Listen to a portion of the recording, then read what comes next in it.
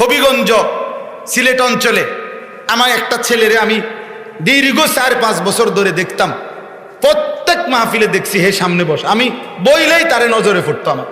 পরে একদিন আমি তারে ডাকছি, ডাইকে আমি বললাম তুমি কি করো?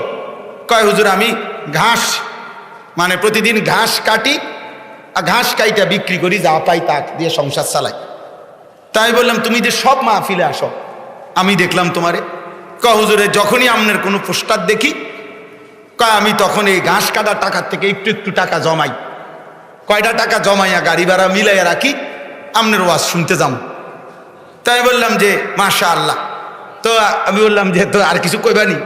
কয় হুজুর আমার জীবনের একটা স্বপ্ন আছে, বানিয়াচং হবিগঞ্জ তার বাড়ি। আমি বললাম কি স্বপ্ন কও? আমি 10 টাকা 50 টাকা করে জমাইতেছি, আল্লাহ যদি আমারে কোনোদিন তৌফিক দেয় আমি আমনেরে আমরা এলাকায় দাওয়াত দিয়ে নিমু, ওয়াজ করাম। পরে আমি বললাম ওহন দাঁড়া, অন ডেট লো, এখন নাও ডেট, আজকে তোমারে ডেট দিলাম, হাদিয়া দিতে হবে না, আমি দিমু তোমার, এটা আছে আমার মাহফিলের সান্দা।